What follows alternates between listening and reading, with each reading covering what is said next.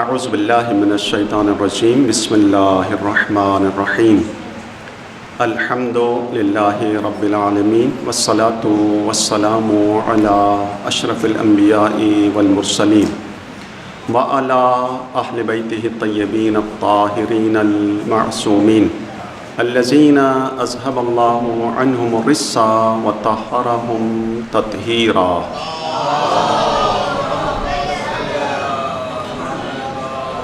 اما بعد فقد قال سبحانہ وتعالی فی قرآن المجید بسم اللہ الرحمن الرحیم کتب علیکم الصیام کما کتب علی الذین من قبلکم لعلکم تتقون۔ صلوات پڑھیں سب مل کے محمد و آل محمد پر۔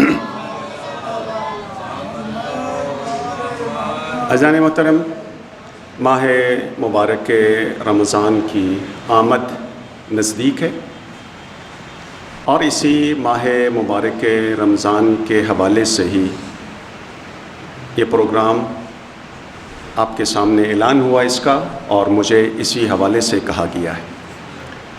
دیکھیے کہ میں نے جس آیت کو سرنامہ کلام قرار دیا، پہلے میں اس کا ترجمہ آپ کی خدمت میں بیان کرتا ہوں، پھر ذرا سا آگے بڑھتے ہیں۔ رب کریم کا ارشاد ہوا، یہ سورہ مبارک بقرہ کی آیت نمبر 183 ہے، 183 آیت کا نشان۔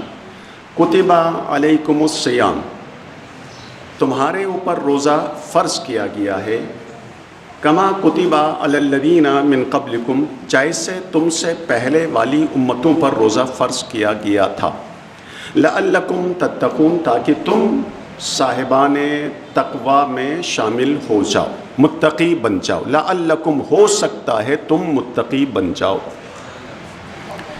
عزیزان محترم، ماہ مبارک رمضان یہ اللہ تبارک و تعالی کی طرف سے ایک بہت ہی مناسب ایک موقع ہے، ایک وقت ہے جو اللہ نے اپنے بندگان کے لیے فراہم کیا ہے کہ وہ اس مبارک مہینے سے استفادہ کرتے ہوئے انسان دو کام کرے۔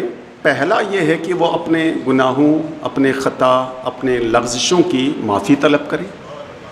دوسرا کام یہ ہے کہ وہ خدا کا تقرب حاصل کرے۔ اچھا، یہ کہ انسان اپنے خطاؤں، گناہوں سے محفوظ رہ سکتا ہے، ان کی مغفرت حاصل کر سکتا ہے اور خدا کا تقرب حاصل کر سکتا ہے، بشرطے کہ وہ اس ماہ مبارک رمضان کی فضیلتوں سے آگاہ ہو، بشرطے کہ وہ ماہ مبارک رمضان کے احکام سے آگاہ ہو، بشرطے کہ اسے یہ معلوم ہو کہ ماہ مبارک رمضان کے واجبات کیا ہیں، مستحبات کیا ہیں، مکروہات کیا ہیں، حرام چیزیں کون سی ہے جس سے پرہیز کرنا ہے۔ تب یہ انسان اس مہینے سے، اس مبارک مہینے سے مکمل استفادہ کر سکتا ہے۔ اگر کوئی انسان اس رمضان کی، اس مہینے کی فضیلتوں سے، اس کے احکام سے آگاہ نہ ہو تو وہ اس کے لیے ایسا ہی ہے جیسے دوسرے مہینے ہیں سال بھر کے۔ اسی لیے پروردگار نے اس آیت میں کہ جہاں پر یہ ارشاد فرمایا کتب علیکم الصیام، تمہارے اوپر روزہ فرض کیا گیا ہے، ایسا ایک خوبصورت انداز اختیار کیا ہے جس طرح کوئی مہربان، محبت کرنے والا اور ایک شفیق انسان دوسرے انسان سے گفتگو کرتے وقت بہت ہی پیارا اور خوبصورت لہجہ اختیار کرتا ہے۔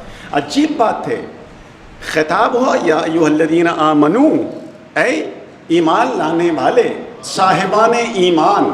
یہ صاحبان ایمان کون ہیں؟ وہ اللہ کے وہ خاص الخاص بندے ہیں جسے پروردگار اپنا بندہ کہتا۔ اللہ اکبر۔ یا ایھا الذین آمنو کتب علیکم الصیام۔ اس آیت کا ترجمہ یہ چھوٹے بچے جو بیٹھے ہیں ان کو سمجھانے کے لیے ایک مثال کے ذریعے بیان کر دوں۔ عزیزان محترم، دیکھیں کہ ماں اپنے بچے سے کس قدر محبت کرتی ہے، اس کو بیان کرنے کی ضرورت نہیں ہے، مگر یہی ماں اپنے بیمار بچے کو، خدا نخواستہ بچہ اس کا بیمار ہو جاتا ہے، اس بچے کو لے کے ڈاکٹر کے پاس چلی جاتی ہے اور ڈاکٹر اسے انجیکشن تجویز کرتا ہے۔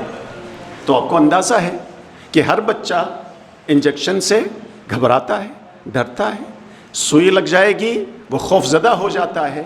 تو یہاں پر اس انجیکشن کا خوف اسے دور کرنے کے لیے ماں عام طور پر اس بچے کو 2 جملے کہتی ہے.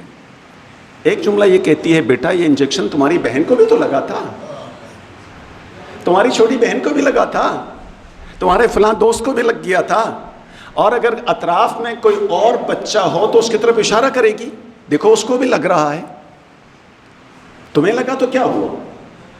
پھر دوسرا جملہ کہے گی بیٹا یہ انجیکشن کی تکلیف تھوڑی دیر کے لیے ہے, اس کے بعد یہ جو تم بیمار ہو تم ٹھیک ہو جاؤ گے, تمہاری بیماری دور ہو جائے گی, تم صحت یاب ہو جاؤ گے, تم کھیل کود کے قابل ہو جاؤ گے, تم اسکول جا سکو گے, تم اچھے اچھے کھانے کھا سکو گے. یہی جملے کہے گی. پروردگار نے بھی ایسا ایک انداز اختیار کیا, کہا یہ نہ سمجھنا کہ یہ روزہ صرف ہم نے تم پر فرض کیا ہے, کتب علیکم من قبلکم, تم سے پہلے والی امتوں پر بھی اور لوگوں پر بھی یہ فرض کیا گیا ہے. اچھا یہ روزے اپنے لیے زحمت نہ سمجھنا, ایسا نہیں ہے کہ یہ روزہ تمہارے لیے باعث زحمت ہے. لعلکم تتقون, تم یہ روزے کی معمولی تکلیف کو برداشت کرو گے تو تم متقی لوگوں میں شامل ہو جاؤ گے. تلک الجنت التی اعدت للمتقین, وہ جو جنت تیار کی گئی ہے صاحبان تقویٰ کے لیے, متقی لوگوں کے لیے, تمہارا شمار ان میں ہوگا. اور عزیزان محترم, پیغمبر اسلام حضرت محمد مصطفیٰ صلی اللہ علیہ وآلہ وسلم نے شعبان کے آخری جمعے کو ایک خطبہ ارشاد فرمایا جس کا نام ہی خطبہ شعبانیہ ہے, اور اس خطبے کا راوی خود مولائے متقیان امیر المؤمنین علیہ الصلاۃ والسلام ہے. درود پڑھیں سب مل کے. اور اس خطبے کو شیخ صدوق کے علاوہ باقی تمام جو کتب اربعہ کے مصنفین ہیں سب نے اس خطبے کو بیان کیا ہے. یہ خطبہ اتنا عظیم خطبہ ہے کہ مفسرین نہیں یعنی اس خطبے کے شرح لکھنے والوں نے کہا کہ یہ خطبے کے 4 حصے, یعنی خطبہ 4 حصوں پر مشتمل ہے. پہلا حصہ یہ ہے کہ اس خطبے میں ماہ مبارک رمضان کی فضیلتیں بیان ہوئی ہیں, ماہ رمضان کے فضائل. دوسرے حصے میں ماہ رمضان کے احکام بیان ہوئے ہیں, اور تیسرے حصے میں تقویٰ اور پرہیزگار شخص کی نشانیاں بیان ہوئی ہیں کہ انسان کو تقویٰ اور پرہیزگاری کے لیے کیا کچھ کرنا چاہیے. اور عجب اتفاق ہے کہ اس خطبے کے چوتھے اور آخری حصے میں خود مولا امیر المؤمنین کا تعارف کروایا ہے اللہ کے رسول نے, اس حوالے سے بھی کہ مولا کی شہادت اسی مہینے میں آ رہی ہے کہ جہاں رمضان کی فضیلت ہے, جہاں رمضان کے احکام ہیں, جہاں متقی شخص کی نشانیاں, پرہیزگار لوگوں کی نشانیاں بیان ہوئی ہیں, وہاں خطبے کے آخری حصے میں امیر المؤمنین کا تعارف ہو رہا ہے خود زبان پیغمبر صلی اللہ علیہ وآلہ وسلم کے ذریعے. یہ خطبہ بہت مفید خطبہ ہے, اس کو پڑھنا چاہیے, اس کا مطالعہ کرنا چاہیے, بڑا اہم خطبہ ہے. میں چند جملے اس خطبے سے آپ کے لیے نقل کرتا ہوں. اللہ کے رسول نے ارشاد فرمایا, ایھا الناس قد اقبل الیکم شہر اللہ, اللہ اکبر, لوگو تمہاری طرف اللہ کا مہینہ آ رہا ہے. قد اقبل الیکم شہر اللہ, یوں تو سارے مہینے اللہ کے ہیں مگر خاص طور پر اس مہینے کو شہر اللہ کہا گیا. اس مہینے کی خصوصیات کیا ہیں؟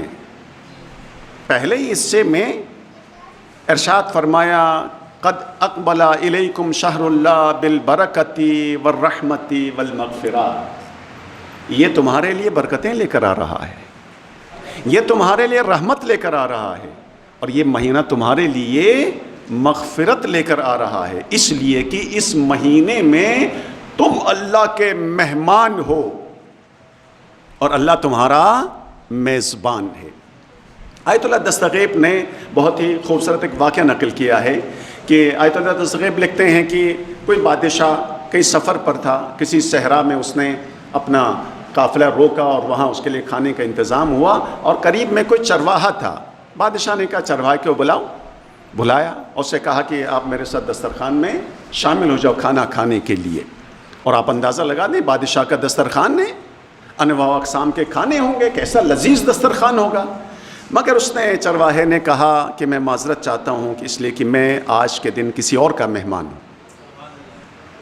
بادشاہ نے کہا کہ میرے دسترخوان سے زیادہ مہمان نواز کس کا دسترخوان ہو سکتا ہے، تم چھوڑو میرا مہمان بن جاؤ. کہا نہیں، ایک دسترخوان ایسا ہے جو دنیا کے تمام دسترخوانوں سے زیادہ لذیذ ہے. میں اللہ کا مہمان ہوں، میں روزے سے ہوں، میرا روزہ ہے آج کے. عزیزان محترم، جب اللہ کا مہمان بن جاتا ہے انسان تو پھر ساری رحمتیں، ساری مغفرتیں اور ساری برکتیں اس پر نازل ہو جاتی ہیں. اندازہ لگائیے شو شہر عند اللہ افضل الشہور، یہ ایک ایسا مہینہ ہے جو خدا کے نزدیک باقی تمام مہینوں سے افضل بھی ہے. وَأَيَّامُهُ أَفْضَلُ الْأَيَّامِ، اور اس کے دن باقی دنوں سے افضل ہیں. وَلَيَالِهِ أَفْضَلُ اللَّيَالِي، اور اس کی راتیں باقی تمام مہینوں کے راتوں سے افضل ہے. وَسَاعَاتُهُ أَفْضَلُ السَّاعَاتِ، اس مہینے کے لمحے، ایک ایک سیکنڈ، ایک ایک لمحہ، ایک ایک منٹ باقی مہینوں کے لمحوں سے، ساعتوں سے، ان کے منٹ، ان کے سیکنڈوں سے افضل ہے. وَشَهْرٌ دُعِيتُمْ فِيهِ إِلَى ضِيَافَةِ اللَّهِ، یہ وہ مہینہ ہے تمہیں اللہ کے دسترخوان کی طرف دعوت دی جا رہی ہے. أَنفَاسُكُمْ فِيهِ تسبیح، تمہاری ہر آنے والی سانس تسبیح میں لکھی جاتی ہے. جس طرح کوئی بندے مومن استغفر اللہ کہتا ہے ایک دفعہ تو اس کے لیے ایک ثواب لکھ دیا جاتا ہے. یہ تو ایک ثواب میں نے آپ کو سمجھانے کے لیے کہا، ورنہ بھی وقت نہیں لوں گا. اللہ کے رسول نے ارشاد فرمایا اصحاب سے کہ جس نے ایک دفعہ استغفر اللہ کہا، جنت میں اس کے لیے ایک استغفر اللہ کے بدلے میں ایک درخت اگایا جاتا ہے. اصحاب نے کہا یا رسول اللہ لنا اشجار شتیٰ، اس کا مطلب یہ کہ ہمارے لیے تو بہت سارے درخت ہوں گے، وہاں کتنے باغات ہوں گے، کتنی زندگی میں کتنے استغفار کہے ہوں گے ہم نے. مگر پیغام یہاں پر ہے. اللہ کے رسول نے کہا ہاں، ہر استغفار کے بدلے میں ایک درخت ضرور ہے، مگر بچو اس سے، مجھے خوف ہے اس بات کا کہ کہیں ایسا نہ ہو کہ یہیں سے تم آگ روانہ کرو اور وہ آگ ان درختوں کو جلا کے راکھ کر دے. ہر عمل کے لیے یہی ہے کہ عمل کا اپنا ثواب ہے، اس کی اپنی فضیلت ہے، مگر خبردار کہ اس کو ضائع کرنے والا کوئی کام نہ کیا جائے. فیہ تسبیح ونومکم فیہ عبادہ، اس میں سو جاؤ گے پھر بھی عبادت شمار ہوگی. عملکم فیہ مقبولہ، عمل مقبول ہوگا. دعاؤکم فیہ مستجاب، جو دعا خدا کی بارگاہ میں طلب کرو گے مستجاب ہو جائے گی. اللہ اکبر. فاسألوا اللہ ربکم، پیغام یہاں ہے فاسألوا اللہ ربکم بنیات صادقہ وقلوب طاہرہ. اس ماہ مبارک رمضان کے میں خدا کی بارگاہ میں حاضر ہو جاؤ ایک پاکیزہ نیت کے ساتھ، ایک پاک و پاکیزہ دل کے ساتھ. قلوب طاہرہ، کیا دعا کریں؟ دعا تو مستجاب ہے. دل آپ کا صاف ہونا چاہیے، نیت خالص ہونی چاہیے. تو خالص نیت کے ساتھ، پاکیزہ دل کے ساتھ کیا دعا مانگے؟ اللہ کے رسول نے ارشاد فرمایا ان یوفقکم لصیامہ وتلاوت کتابہ. پہلی دعا یہ مانگو پروردگارہ مجھے توفیق دے میں ماہ مبارک رمضان کے روزے مکمل کروں، اس ماہ مبارک رمضان میں قرآن کی تلاوت کروں، اس لیے کہ نزول قرآن کا مہینہ بھی ہے. اور پھر خبردار، بھوک بھی لگے گی تمہیں، پیاس بھی لگے گی. اس بھوک اور پیاس سے گھبرانا نہیں ہے، بلکہ فرمایا وَاذْكُرُوا بِجُوعِكُمْ وَعَطَشِكُمْ جُوعَ يَوْمِ الْقِيَامَةِ وَعَطَشِهِ. یہ جو بھوک و پیاس تمہیں لگے گی، اس سے تم یاد کرو قیامت والی بھوک اور اس دن کی پیاس. تو عزیزان محترم، حسب اعلان میں نے کہا کہ ماہ مبارک رمضان کی فضیلت کو حاصل کر سکتا ہے وہ انسان جو دو باتوں سے آگاہ ہو. ایک ماہ مبارک رمضان کے فضیلت سے، دوسرا یہ ہے کہ اس کے احکام سے آگاہ ہو. میں نے آپ کا تھوڑا سا وقت لیا کہ چند جملے میں نے خطبہ شعبانیہ میں. اب آئیے ہم آتے ہیں اپنے درس کے دوسرے حصے کی طرف. کہ ہمارے درس کا پہلا حصہ یہی تھا کہ ماہ مبارک رمضان کے فضائل، اور دوسرا حصہ ہے اس کے احکام۔ ہم چلتے ہیں ابھی احکام کی طرف، چونکہ میں چاہوں گا کہ احکام زیادہ سے زیادہ بیان ہو جائے، باقی فضائل پر تو انشاءاللہ پورے ماہ مبارک رمضان میں علماء کرام گفتگو کریں گے، اور آپ انشاءاللہ علماء کرام کے گفتگو سے اور ان کے دروس سے اور ان کی تقاریر سے استفادہ کرتے رہیں گے۔ تو احکام میں آتے ہیں، سب سے پہلے ماہ مبارک رمضان کے احکام میں یہ بات تو واضح ہے کہ ماہ مبارک رمضان میں روزہ واجب ہے ہر بالغ اور عاقل اور مکلف شخص پر، مگر اس روزے کے احکام میں جو پہلا حکم ہے وہ کیا ہے؟ جس طریقے سے ہر عبادت میں پہلا حکم نیت کا ہے، اس طرح ماہ مبارک رمضان میں بھی روزے کے احکام میں سے پہلا حکم اس کی نیت کا آتا ہے کہ انسان نیت کرے۔ تو ماہ مبارک رمضان میں انسان کیا نیت کرے؟ روزے کی نیت کیا ہونی چاہیے؟ فرمایا بس روزے کی نیت یہی ہے کہ انسان دل میں ارادہ کرے کہ اذان صبح سے لے کے اذان مغرب تک ان تمام چیزوں سے اپنے آپ کو بچا کے رکھوں گا کہ جن چیزوں کی وجہ سے روزہ باطل ہو جاتا ہے۔ یہی نیت ہے، مگر یہ بات ذہن میں رکھیں، یہ جو میں نے لفظ اذان فجر اور اذان مغرب کہا، اب اس سے یہیں پر ہی ایک بات کی وضاحت کر دوں آپ کی کہ اگرچہ روزے کا جو شرعی حکم ہے قرآن مجید میں وہی یہی ہے کہ صبح صادق سے لے کر اذان مغرب تک کا وقت ہے، مگر علماء نے یہ لکھا ہے کہ انسان احتیاطاً اذان فجر سے چند منٹ یا کچھ دیر پہلے کھانا پینا بند کر دے، اور اسی طریقے سے احتیاطاً اذان مغرب کے کچھ دیر بعد روزہ افطار کرے۔ کیوں؟ تاکہ اس کو یقین ہو جائے کہ یہ جو روزے کا جو پورا وقت تھا اس پورے وقت میں حالت روزے میں رہا ہوں۔ اس یقین کے لیے اذان فجر سے کچھ دیر پہلے کھانا پینا روک دیں اور اذان مغرب کے کچھ دیر کے بعد کھانا پینا شروع کر دیں۔ اس کو ہم کہتے ہیں وقت احتیاط، اس کو ترک نہیں کرنا چاہیے۔ آئیے ماہ رمضان کی نیت ہم کیا کرتے ہیں؟ میں کل کا روزہ رکھتا ہوں واجب قربتاً اللہ، عام طور پر یہ نیت ہوتی ہے۔ کیا یہ نیت زبان سے ادا کرنا ضروری ہے؟ میں نے کہا کوئی ضروری نہیں ہے، دل میں جو آپ کا ارادہ ہے یہی نیت ہے۔ اچھا، مگر یہ بات ذہن میں رکھیں کہ ماہ مبارک رمضان کا روزہ اور ایک وہ روزہ جو سال بھر ہم مستحب روزے کے عنوان سے رکھتے ہیں، اور ایک وہ روزہ جو سال بھر ہم کسی اور واجب روزے کے عنوان سے انجام دیتے ہیں۔ کوئی نظر کا روزہ ہو سکتا ہے، کفارے کا روزہ ہو سکتا ہے، اس طرح کے جو واجب روزے ہیں، ان تینوں کی نیتوں میں ذرا سا فرق ہے۔ ماہ مبارک رمضان کے روزے کی نیت اذان فجر سے پہلے کرنا ضروری ہے، یہ بات ذہن میں آ گئی۔ تو کیا ممکن ہے کہ کہیں ہم ماہ مبارک رمضان کی نیت اذان فجر کے بعد بھی کریں؟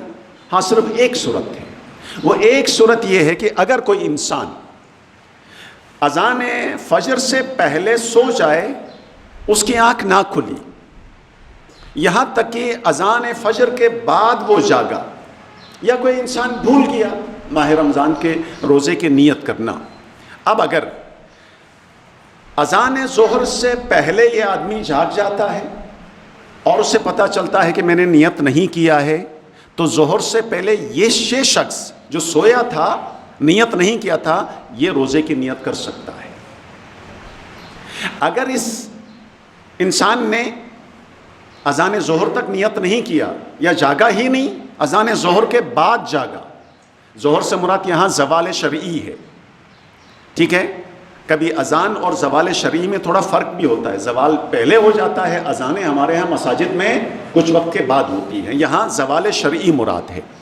اگر اس کی آنکھ کھلتی ہے زوال کے بعد، اب اس انسان کے لیے حکم یہ ہے کہ آج کا دن روزے کی حالت میں پورا کرے، کھانے پینے کی اجازت نہیں ہے، روزہ اس کا نہیں آیا، روزہ نہیں ہے، کھا پی بھی نہیں سکتا ہے، اسی روزے کی حالت میں دن پورا کر لے اور ماہ رمضان کے بعد اس دن کی قضا کرے۔ یہ مسئلہ تھا ماہ مبارک رمضان کا۔ اب جو سال بھر ہم مستحب روزہ رکھتے ہیں اس کی نیت کا کیا وقت ہے؟ اس کے لیے بھی تو اچھا ہے اذان فجر سے پہلے نیت کر لیں۔ اگر کسی نے نیت نہیں کیا، دن کے کسی حصے میں نیت کر سکتا ہے۔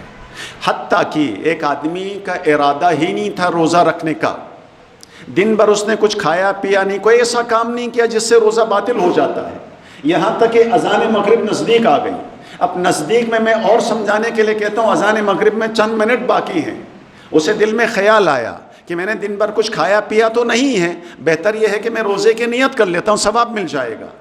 اذان مغرب سے چند منٹ پہلے بھی اگر مستحب روزے کی نیت کر لے، اس کا روزہ صحیح ہے، ثواب اسے مل جائے گا۔ یعنی پورا دن اس کی نیت کے لیے کسی وقت بھی وہ مستحب روزے کی نیت کر سکتا ہے۔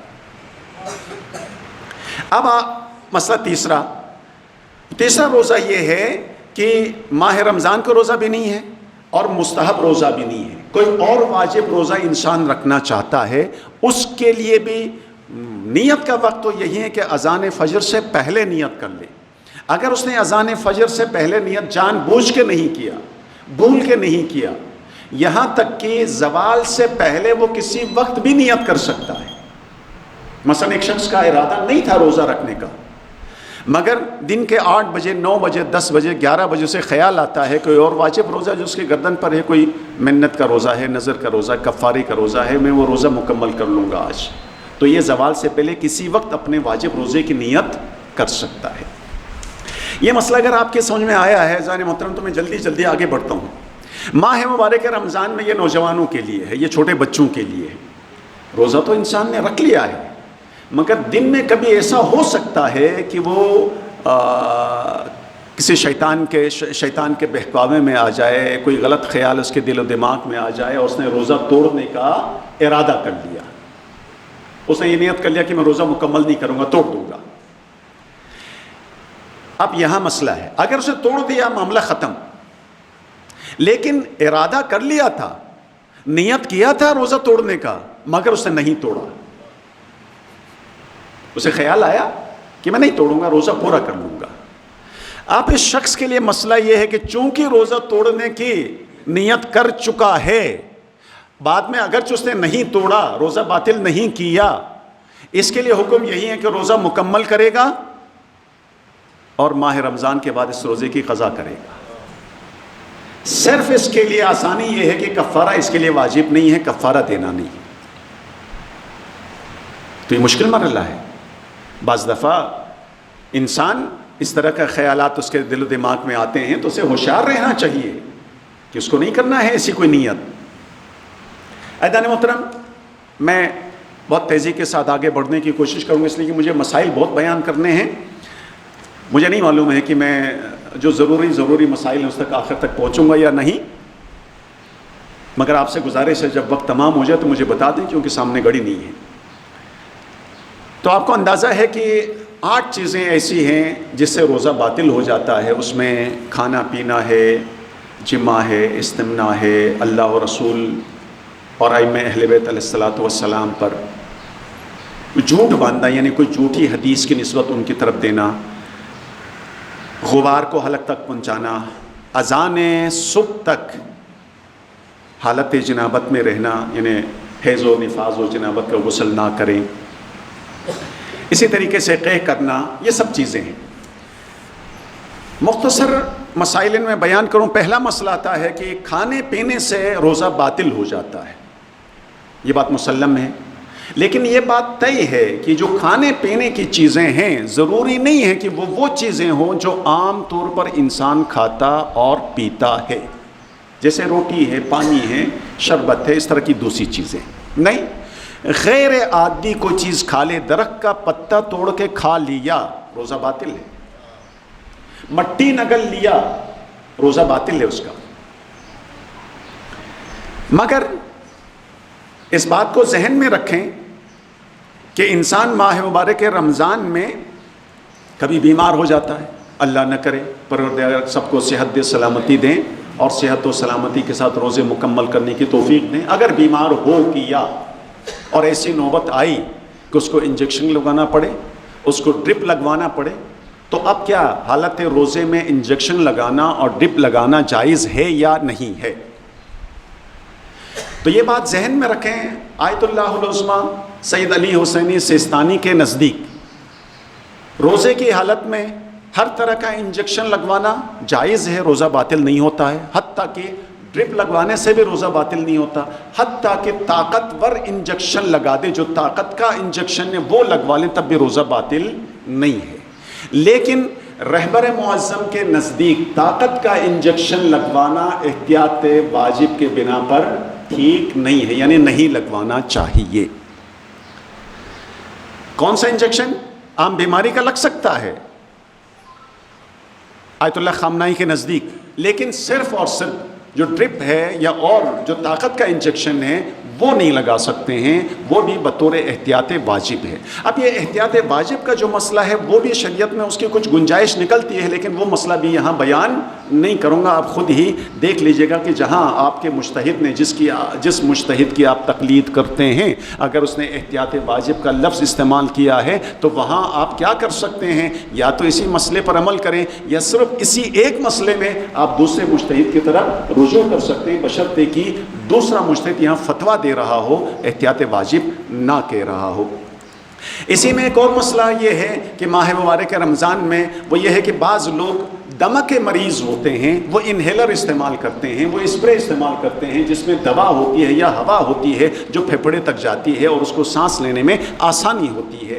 اس کا استعمال کیا ہے؟ اس کا استعمال یہی ہے کہ اگر یہ دوا یا یہ ہوا جو اس مشین کے اندر ہے، جو انہیلر کے اندر ہے، اگر یہ پھیپھڑے تک جاتی ہے تب تو ٹھیک ہے، روزہ صحیح ہے، لیکن اگر یہ دوا معدے تک چلی جاتی ہے تب روزہ باطل ہے۔ یہ کون بتائے گا؟ یہ آپ کا ڈاکٹر بتائے گا کہ اس انہیلر کے اندر جو دوا ہے یہ پھیپھڑے تک جانے والی ہے یا معدے تک جانے والی ہے، یہ تحقیق کرنا آپ کا کام ہے۔ اگر وہ کہتا ہے یہ معدے تک بھی جا سکتی ہے، آپ کا روزہ باطل استعمال نہیں کر سکتے ہو۔ اگر وہ کہتا ہے نہیں یہ صرف پھیپھڑوں کو ہوا دینے کے لیے، اس کو طاقت دینے کے لیے ہے، تب آپ اس کو استعمال کر سکتے ہیں۔ اسی طریقے سے ماہ مبارک رمضان میں اگر آنکھ میں دوا ڈالنے کی نوبت پیش آئے، آنکھ میں دوا ڈالنا پڑے، کان میں دوا ڈالنا پڑے، جائز ہے۔ بعض دفعہ ایسا ہوتا ہے کہ ہم آنکھ میں دوا ڈالتے ہیں، کان میں دوا ڈالتے ہیں، اس کا ذائقہ حلق میں محسوس ہوتا ہے، تو کچھ لوگ گھبرا جاتے ہیں، پتہ نہیں روزہ صحیح رہا نہیں رہا۔ کوئی پرواہ نہیں ہے، روزہ ٹھیک ہے آپ کا، کہ جب بھی آپ آنکھ میں دوا ڈالیں یا کان میں دوا ڈالیں، اگرچہ اس کا ذائقہ حلق میں محسوس ہو جائے پھر بھی روزہ صحیح ہے۔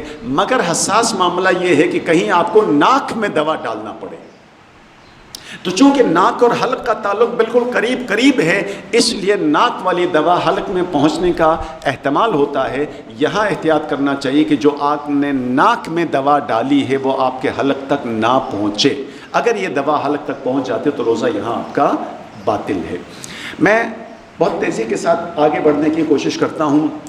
اذان محترم، ایک مسئلہ سمجھ لیجیے، ہمارے یہاں توضیح المسائل میں لکھا، وہ یہ لکھا ہے کہ اگر کسی انسان کو پیاس کی بیماری ہو اور وہ پانی پیے بغیر دن میں نہیں رہ سکتا ہے، تو اب اس کے لیے مسئلہ یہ لکھا ہے کہ اب اس مسئلے کو آپ پھیلا بھی سکتے ہیں، ضروری نہیں کہ صرف پیاس کی بیماری ہو، اس کے لیے کچھ اور حالت بھی پیش آ سکتی ہے۔ کوئی انسان کسی گرم جگہ پر کھڑا ہے، دھوپ بہت تیز ہے، بہت زیادہ شدت کی گرمی ہے، اور یہ بغیر پانی پیے اب زندہ نہیں رہ سکتا ہے، یا پانی نہ پیے تو اس کے لیے نقصان ہو سکتا ہے، یا آدمی بے ہوش ہو سکتا ہے، کوئی بیماری لاحق ہو سکتی ہے، تو ایسی صورت میں اجازت یہ ہے کہ ضرورت کا یہ پانی پی سکتا ہے، مگر روزہ اس کا باطل ہے۔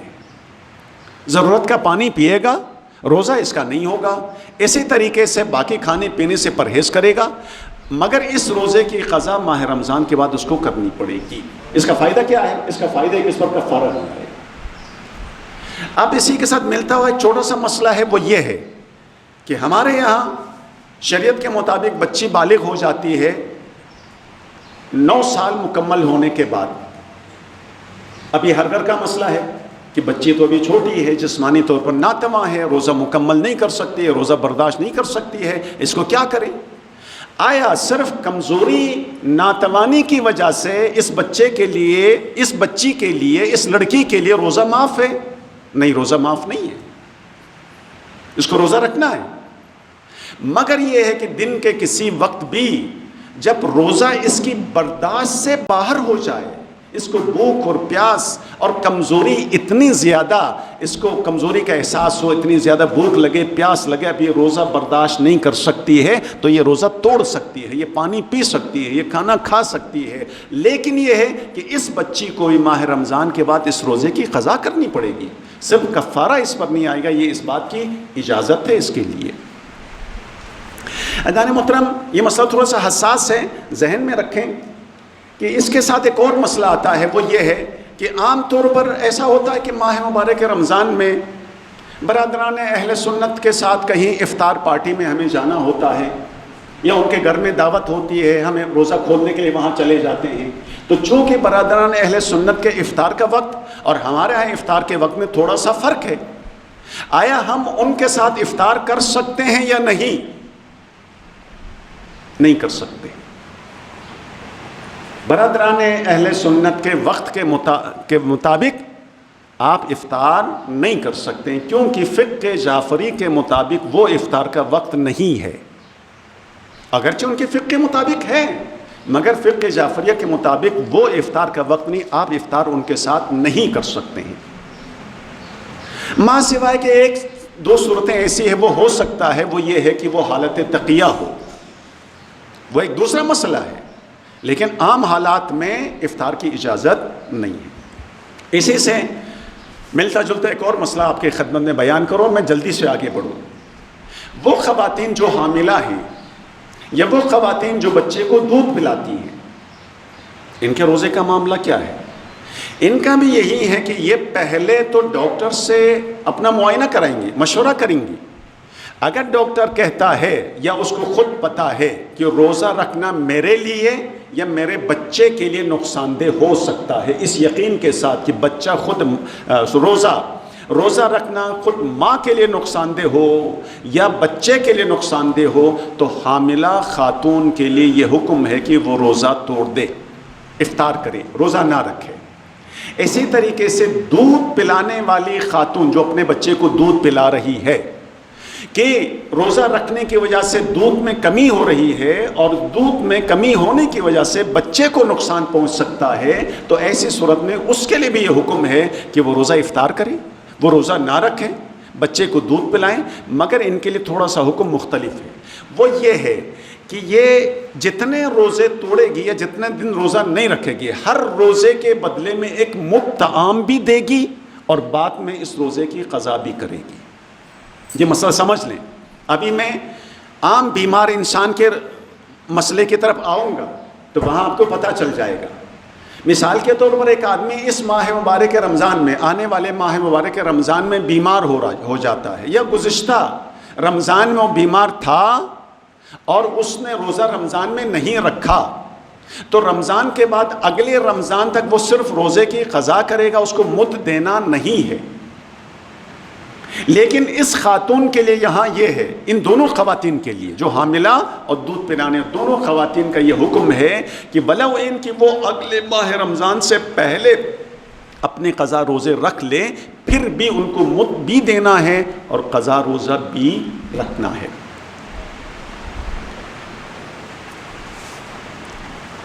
ہم آتے ہیں اگلے مسئلے کی طرف، وہ یہ ہے کہ غبار کو حلق تک پہنچانا، اس سے بھی روزہ باطل ہو جاتا ہے، مگر یہاں شرط یہ ہے کہ یہ جو غبار ہے وہ گاڑھا غبار ہو، جس کو فارسی یا عربی میں غلیظ کہا ہے، غبار غلیظ ہو، گاڑھا غبار ہو تو وہ حلق تک جائے۔ اس غبار میں بھی فرق نہیں ہے کہ وہ ایسی چیز کا غبار ہو جو کھائی جاتی جیسے آٹا ہے یا مٹی یا کچھ اور چیز، کوئی بھی غبار ہو وہ حلق تک پہنچے تو ایسی صورت میں روزہ باطل ہے۔ یہاں بات ذہن میں رکھیں، یہاں لفظ حلق آیا ہے یا منہ نہیں آیا ہے۔ اگر کسی کے منہ میں غبار پہنچے اور اس نے روک لیا اور اس غبار کو باہر تھوک کے پھینک دیا، روزہ صحیح ہے اپنا، اس کو روزہ باطل نہیں ہے۔ حلق شرط ہے کہ جہاں انسان کے منہ سے گزر کر وہ حلق تک چلا جائے گا تب اس کا روزہ باطل ہو جاتا ہے۔ اس میں ایک اور مسئلہ ہے، وہ یہ ہے کہ روزہ باطل ہوتا ہے پورے سر کو پانی میں ڈبونے سے۔ مثلا کسی تالاب میں یا کسی دریا میں، سمندر میں، کسی ٹب میں انسان اپنا پورا سر پانی کے اندر ڈبو دیں تو اس کا روزہ باطل ہو جاتا ہے۔ یہ مسئلہ رہبر معظم کے پاس ہے، مگر آیت اللہ سیستانی اس مسئلے میں روزے کو باطل نہیں سمجھتے ہیں۔ وہ سمجھتے ہیں کہ اگر پورا سر پانی میں ڈبو دیں تو روزہ باطل نہیں ہے، البتہ یہ مکروہ ہے، کراہت شدیدہ ہے، مکروہات میں شامل ہے، روزہ اس سے باطل نہیں ہے۔ ہم آگے بڑھتے ہیں۔ عزیزان محترم، عام طور پر ہمارے نوجوانوں کے لیے، یا ممکن ہے جو لوگ مسافر ہیں یا وہ لوگ جو کسی اور حالات کی وجہ سے ماہ مبارک رمضان میں رات کو انہیں غسل واجب ہو جائے اور غسل کرنا پڑے، چاہے وہ جنابت کا غسل ہو، وہ حیض و نفاس کا غسل ہو، یا کوئی بھی واجب غسل، اس کے لیے حکم تو یہی ہے کہ اذان فجر سے پہلے پاک و صاف ہونا ہے اور غسل انجام دینا ہے تاکہ آنے والے دن کا روزہ اس کا صحیح ہو جائے۔ اب اگر کوئی شخص اذان فجر تک غسل نہیں کر پایا، غسل کرنا اس کے لیے ممکن نہیں ہوا، یا اس نے جان بوجھ کے غسل نہیں کیا، تو اس کے روزے کا کیا حکم ہے؟ اس کے روزے کے لیے اگلا حکم یہ ہے کہ اذان فجر سے پہلے وہ تیمم کرے۔ اگر وہ تیمم کر لیتا ہے اور روزے کی نیت کر لیتا ہے پھر بھی اس کا روزہ صحیح ہے، اور اگر اس نے غسل بھی نہیں کیا، تیمم بھی نہیں کیا، تو ایسی صورت میں ماہ رمضان کا روزہ اب اس کا صحیح نہیں ہے۔ یہاں این ممکن ہے کہ اس شخص پر کفارہ بھی آ جائے اور روزے کی قضا بھی بعد میں اس کو کرنی پڑے گی۔ چھوٹا سا ایک مسئلہ اس میں یہ بیان کر دوں کہ ایسا ہو سکتا ہے کہ انسان رات میں تو پاک تھا، کوئی غسل اس پر واجب نہیں تھا، اذان فجر کے بعد وہ سو گیا اور احتلام ہو گیا، غسل اس پر واجب ہو گیا۔ ایسی صورت میں روزے کے لیے کوئی اثر، روزہ باطل نہیں ہے، روزہ ٹھیک ہے۔ یہاں پر فوراً غسل کرنا بہت اچھا ہے کہ انسان ماہ رمضان میں حالت طہارت میں رہے، فوری طور پر نہانا غسل کرنا بہت اچھا ہے، لیکن اگر فوری طور پر اس نے غسل نہیں کیا تب بھی روزہ اس کا اپنی جگہ ٹھیک ہے اور صحیح ہے۔ اس مسئلے میں ہم ذرا آگے چلتے ہیں کہ ہم نے کہا کہ کفارہ واجب ہو جاتا ہے، کس شخص پر؟ اس شخص پر کفارہ واجب ہو جاتا ہے جس نے جان بوجھ کے روزہ توڑا ہو۔ یہ مسئلہ تھوڑا سا حساس ہے، سمجھ لیں آپ۔ ہر روزہ توڑنے والے کو کفارہ دینا نہیں پڑتا ہے۔ مثلا یہ مسئلہ میں نے بیان کر دیا، ایک آدمی کو پیاس لگی، اس نے پانی پی لیا، یعنی وہ پیاس جو اس کی برداشت سے باہر ہو، تو روزہ تو باطل ہے، کفارہ نہیں۔ یہی بچی جس کی 9 سال عمر ہے، جو ابھی ابھی بالغ ہوئی ہے، 9 سال مکمل کر کے پہلا روزہ رکھا ہے، اگر روزہ اسے ناقابل برداشت ہو، روزہ توڑ لیں تو یہاں پر کیا ہے؟ قضا واجب ہے، کفارہ واجب نہیں ہے۔ تو کفارہ واجب ہو جاتا ہے چند چیزوں کی وجہ سے، ان میں سے پہلا یہی ہے کہ انسان جان بوجھ کے کھانا کھا لے، پانی پی لے، روزے کو باطل کرے، کفارہ دینا پڑے گا۔ جان بوجھ کے جمع کرے، کفارہ دینا پڑے گا۔ جان بوجھ کے استمنا کرے، کفارہ دینا پڑے گا۔ یہ جو کفارہ ہے، اس کے علاوہ باقی امور کے ذریعے اگر روزہ باطل کیا تو کفارہ نہیں ہے۔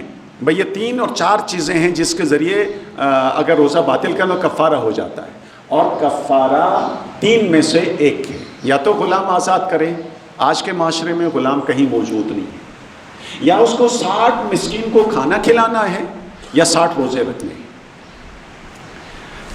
اب اس سے اندازہ لگا لیجئے کہ کفارہ کتنا مشکل ہے۔ بہتر تو یہی ہے کہ انسان برداشت کر لیں، بجائے اس کے کہ پھر جا کے اس کو 60 لوگوں کو کھانا کھلانا پڑے اور 60 روزے رکھنے پڑے۔ میں یہ جو 2 کفارے ہیں، 60 مسکین کو کھانا اور 60 روزہ، ان 2 کی طرف ذرا سا اشارہ کر کے بہت تیزی کے ساتھ آگے بڑھ رہا ہوں۔ اگر کسی انسان خدا نہ کرے کہ اس نے جان بوجھ کے روزہ توڑ لیا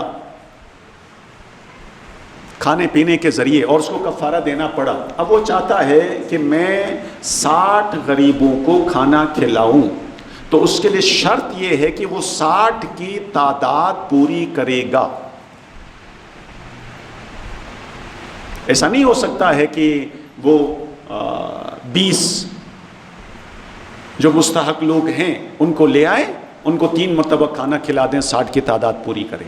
ایسا نہیں ہو سکتا ہے کہ 30 لوگ کہیں سے تلاش کریں, ان کو 2 دفعہ کھانا کھلائیں, 2 دفعہ ان کو ایک ایک مد دے دیں اور 60 کی تعداد پوری کریں. 60 کی تعداد پوری کرنی ہے. اب جب 60 آدمیوں کی تعداد پوری کرنی ہے تو یا تو یہ ہے کہ ایک مد طعام اس کے ہاتھ میں دے, یعنی تقریباً 3 پاؤ کے قریب آٹا, چاول, اس طرح کھانے پینے کی جو چیزیں ہیں وہ اس کے ہاتھ میں دیں, یا یہ ہے کہ دسترخوان میں بٹھا کر اس کو پیٹ بھر کے کھانا کھلائے. ہاں ایک صورت میں ہو سکتی ہے کہ کوئی انسان کسی ایسے شہر میں, کسی ایسے ملک میں ہے جہاں اس کو ڈھونڈ کے بھی کہیں 30 سے زیادہ 25 سے زیادہ فقیر یعنی مستحق لوگ نہیں مل سکتے ہیں. وہاں تو تکرار ہے کہ وہ انہی لوگوں کو 2 دفعہ 3 دفعہ کھانا کھلا کے 60 کی تعداد پوری کریں. مگر ہمارے ملک میں تو ایسا ممکن نہیں ہے کہ آپ کو کہیں نہ ملے 60 کی تعداد, آپ کو تلاش کرنا ہے, بھائی مل جائیں گے, کوئی پریشانی کی بات نہیں ہے. اسی طریقے سے جو اگر کوئی انسان کفارے کے طور پر 60 روزے رکھنا چاہے, اگرچہ مشکل کفارہ ہے مگر 60 روزے رکھنا چاہے گا تو اس کے لیے بھی یہ حکم ہے کہ 1 مہینہ 1 دن یعنی 31 دن مسلسل روزہ رکھے گا بغیر وقفے کے, اور 31 دن کے بعد وہ وقفہ دے سکتا ہے. اب اس وقفے کا مطلب یہ ہے کہ جب وہ یہ روزہ شروع کرے تو اسے یہ یقین ہو کہ آنے والے اگلے 31 دن میں مجھے کسی سفر پر جانا نہیں ہے, اگلے والے 31 دن میں کوئی ایسا دن نہیں آئے گا جس پر روزہ میں نہیں رکھ سکتا ہوں, مثلا عید کا دن نہیں آ سکتا ہے. اس یقین کے ساتھ وہ روزہ شروع کرے گا. تو عزیزان محترم یہ مشکل ہے, اس مشکل کفارات سے بچنے کے لیے آسان حل یہی ہے کہ انسان خود ماہ مبارک رمضان کے جو روزے ہیں وہ مکمل کر لے. آئیے اب ہم آتے ہیں کہ اس بیمار شخص کی طرف جو ماہ مبارک رمضان میں بیمار ہے اور روزہ نہیں رکھ سکتا ہے. اب یہ بعض دفعہ ایسا ہے کہ انسان خود سے تشخیص نہ کریں کہ میں بیمار ہوں, میں روزہ نہیں رکھ سکتا ہوں. یہاں تشخیص یا تو عقلاء کریں گے, صاحبان عقل کریں گے, معاشرے کے سمجھدار ہوشیار لوگ بتائیں گے تمہارے لیے روزہ نقصان دہ, روزہ نہیں رکھ سکتے ہو, یا یہ ہے کہ آپ کا طبیب, آپ کا ڈاکٹر آپ کو بتائے گا کہ روزہ آپ کے لیے نقصان دہ ہے, یا یہ ہے کہ انسان اپنی طبیعت سے خود آگاہ ہے, مجھے معلوم ہے کہ میں روزہ رکھوں گا تو یہ روزہ میرے لیے نقصان دہ ہوگا, برداشت نہیں ہوگا, یہ سب بیمار روزہ نہیں رکھ سکتا ہے. ایسے انسان کے لیے 2 مسئلے ہیں. پہلا مسئلہ یہ ہے کہ اس ماہ مبارک رمضان کے بعد اگلے رمضان سے پہلے جب بھی یہ صحت یاب ہو گیا ان روزوں کی قضا کرے گا. اگلے رمضان تک صحت یاب نہیں ہوا یا صحت یاب ہوا تھا, اس نے روزہ نہیں رکھا, نہیں, مسئلہ بھی پھر روکوں گا یہاں. اس ماہ رمضان میں یہ بیمار ہوا اور اگلے ماہ مبارک رمضان تک یہ ٹھیک نہیں ہوا, بیمار ہی رہا, مسلسل بیمار رہا, ایسی بیماری جس میں روزہ رکھنا اس کے لیے ممکن ہی نہیں ہے. تو اس انسان کے لیے ایک ہی حکم ہے, وہ یہ ہے کہ ہر روزے کے بدلے میں 1 مد طعام دے گا. یعنی ایک مد طعام کا مطلب یہ ہے کہ وہ 3 پاؤ 750 گرام آٹا یا اس طرح کے جو چاول کھانے پینے کی کوئی چیز فقیر کو دے دے. لیکن یہ روزہ قضا کر سکتا تھا اگلے رمضان سے پہلے, اس نے روزوں کی قضا نہیں کیا, تو اب اس کے لیے دوسرا حکم ہے, وہ یہ ہے کہ دوسرے رمضان کے بعد بھی اس کو روزہ قضا کرنا ہے, لیکن ہر روزے کے بدلے میں پھر 1 مد طعام بھی کسی فقیر کو, غریب کو دینا پڑے گا. اگر آنے والے رمضان تک اس کی قضا کمپلیٹ ہو جاتی ہے, مکمل ہو جاتی ہے تو کوئی حرج نہیں ہے, وگرنہ اسے قضا بھی کرنی پڑے گی اور مد طعام بھی دینا پڑے گا. اس مسئلے میں ایک مسئلہ یہ آتا ہے کہ جو توضیح المسائل میں دوسری جگہوں پر لکھا ہے کہ باپ کے قضا روزے بڑے بیٹے پر واجب ہوتے ہیں. اس کی ایک تفصیل ہے, یہ تفصیل بیان کرنا ابھی میں نہیں چاہوں گا, مگر اتنا ذہن میں رکھیں کہ جو بڑے بیٹے پر باپ کے قضا روزے رکھنا واجب ہے, رہبر معظم اور دوسرے مجتہدین کے پاس تو یہی حکم ہے کہ جتنے ان کے روزے رہ گئے ہیں وہ بڑا بیٹا ان روزوں کو قضا کرے گا۔ مگر یہ صرف آیت اللہ سیستانی کا فتویٰ ہے۔ آیت اللہ العظمیٰ سید علی حسینی سیستانی فرماتے ہیں کہ اگر یہ بیٹا اپنے باپ کے قضا روزوں کے بدلے میں مد ادا کرے، ہر روزے کے بدلے ایک مد، تو بھی کافی ہے۔ یعنی قضا بھی کرنا چاہے تو قضا کر سکتا ہے، اور قضا روزے نہیں رکھنا چاہتا ہے تو ہر روزے کے بدلے میں مد دے دے، یہ بھی کافی ہے۔ یہ صرف آیت اللہ سیستانی کے مقلدین کے لیے یہ مسئلہ ہے۔ کچھ لوگ ماہ مبارک رمضان میں مسافر ہیں، حالت سفر میں ہیں، پھر بھی انہیں روزہ رکھنا ہے۔ عام طور پر یہی ہے کہ وہ لوگ جن کا پیشہ سفر ہے، جو ہمیشہ سفر پر رہتے ہیں، یہ لوگ روزہ رکھیں گے، جسے کثیر السفر کہا جاتا ہے یا جس کا پیشہ سفر ہے۔ مگر ایک مسئلہ ہمارے معاشرے میں یہ ہوتا ہے کہ چونکہ ہم کراچی جیسے بڑے شہر میں رہتے ہیں اور یہاں سے لوگ اپنے سروس کے لیے یا اپنے کاروبار کے لیے یا اپنے کام کاج کے لیے عام طور پر سفر کرتے ہیں، اتنا سفر کہ وہ حد فاصل سے، یعنی جہاں نماز اور روزہ قصر ہو جاتا ہے اتنا ان کا سفر ہوتا ہے، تو اب ان کے روزوں کا کیا حکم ہے؟ اب اس کے لیے مسئلہ یہ سمجھ لیجئے کہ اس کا سفر کتنا ہے، یعنی ہفتے میں، مہینے میں کتنے دن یہ سفر پر رہتا ہے۔ مثلا ایک آدمی رہتا کراچی میں ہے، اس کو جانا پڑتا بار بار حیدرآباد، اس کو جانا پڑتا ٹھٹھا، تو اب یہ دیکھنا پڑے گا کہ مہینے میں کتنے دن اس کو ٹھٹھا جانا پڑتا ہے، کتنے دن اس کو حیدرآباد جانا پڑتا ہے۔ اگر ایک مہینے میں 10 دن اس کو حیدرآباد آنا جانا اس کی ڈیوٹی میں شامل ہے، یا ہفتے میں 3 دن، ہفتے میں 3 دن یا مہینے میں 10 دن وہ سفر میں رہتا ہے، اس کا آنا جانا لگا رہتا ہے، یہ انسان کثیر السفر میں آتا ہے، یہ جب بھی سفر کرے گا روزہ رکھے گا اور اپنی نماز پوری پڑھے گا۔ لیکن اگر کوئی شخص ماہ مبارک رمضان میں 10 دن سے کم یا ہفتے میں 3 دن سے کم سفر کرتا ہے، تو یہ انسان جب بھی سفر کرے گا، چاہے اب یہ اس کے مہینے میں 8 دن بنتے ہوں، 7 دن بنتے ہوں یا 9 دن بنتے ہوں، ہفتے میں 2 دن یا 1 دن بنتا ہو، یہ اپنے سفر میں روزہ قصر کرے گا اور نماز قصر پڑھے گا۔ اب جب بات یہاں تک آگے تو آگے بڑھیں۔ اسی مسافر کے حوالے سے 2 مسئلے بیان کروں۔ یہ شخص اپنے سفر کا آغاز کب کر رہا ہے اور اپنا شہر یا اپنا گھر واپس یہ کب پہنچ رہا ہے؟ اگر تو یہ شخص زوال کے بعد سفر پر نکل رہا ہے، اپنے گھر سے، اپنے شہر سے زوال کے بعد سفر پر نکلے گا، تو ایسی صورت میں اس کو روزہ مکمل کرنا ہے، قصر نہیں ہے۔ روزہ رکھے گا، زوال کے بعد سفر شروع کرے گا اور روزہ مکمل کرے گا۔ اسی طریقے سے اگر یہ شخص جو زوال کے بعد سفر پر نکل رہا ہے، اگر اس نے روزہ توڑ لیا، کفارہ ہے، قضا بھی واجب ہے۔ اسی طرح واپس آنے والا شخص اپنے گھر، اپنے شہر کب واپس آ رہا ہے؟ زوال سے پہلے یا زوال کے بعد؟ اگر اس سے یہ معلوم ہے کہ میں زوال کے بعد اپنے شہر میں یا اپنے گھر میں پہنچوں گا، اب یہ گھر تو آپ کو سمجھانے کے لیے ہوں، اصل معیار تو شہر ہے، اس کو پتہ ہے کہ میں زوال کے بعد ٹول پلازا پہ پہنچوں گا، اس دن اس کا روزہ نہیں آئے گا، اس کو روزہ توڑنا چاہیے، بس کھا پی لیں۔ لیکن اسے یہ پتہ ہے کہ میں زوال سے پہلے اپنے شہر میں داخل ہو جاؤں گا۔ اب اس کے لیے 2 مسئلے ہیں۔ اسے یہ پتہ ہے کہ زوال سے پہلے، اذان ظہر سے پہلے وہ ٹول پلازا پہنچ رہا ہے، ٹھیک ہے، گھر نہیں، اپنے شہر میں داخل ہو رہا ہے۔ پہلا مسئلہ اس کے لیے یہ ہے کہ وہ اپنے شہر میں داخل ہونے سے پہلے روزہ کھول دیں، کوئی گناہ، کوئی کفارہ نہیں ہے، روزہ کھول لیں اور آ جائیں، اور رمضان کے بعد اس کی قضا کریں۔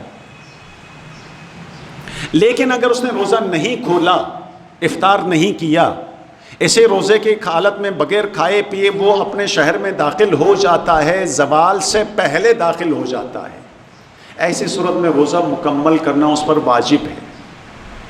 اب یہ آدمی روزہ نہیں کھول سکتا ہے، یہ بات آپ سب کے ذہن میں آ گئی، بات سمجھ میں آ گئی ہے؟ صلوات پڑھیں مل کے محمد و آل محمد پر۔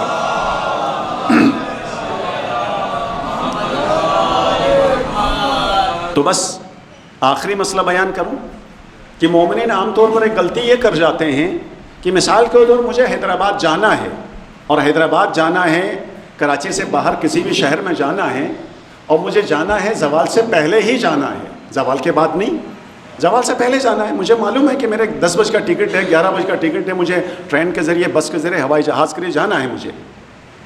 تو آیا یہ شخص گھر میں اپنا ناشتہ پانی کر کے کھا پی کے نکل سکتا؟ نہیں نکل سکتا ہے۔ ہاں، یہاں مومن عام طور پر غلطی کرتے ہیں کہ وہ یہی گھر سے کھا پی کے نکلتے ہیں، اس کے لیے یہ جائز نہیں ہے۔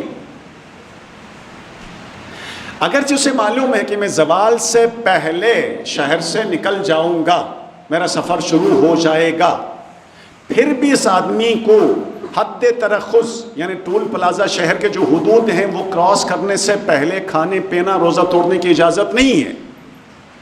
اگر اس نے ایسا کر لیا حد ترخص سے پہلے، شہر کے حدود سے پہلے اگر اس نے روزہ کھول دیا، یہاں پر بھی اس پر کفارہ واجب ہے، یہ شخص گنہگار ہے، نہیں کر سکتا ہے یہ، اس لیے کہ اس کا ارادہ ضرور ہے، اس نے ٹکٹ ضرور خرید لیا ہے، مگر حکم شرعی یہ ہے کہ تمہیں روزہ کھولنے کی اجازت حد ترخص کے بعد ہے، یعنی جو شہر کے حدود جہاں ختم ہو جائے وہاں سے آگے جانے کے بعد آپ روزہ کھول سکتے ہیں، اس سے پہلے نہیں۔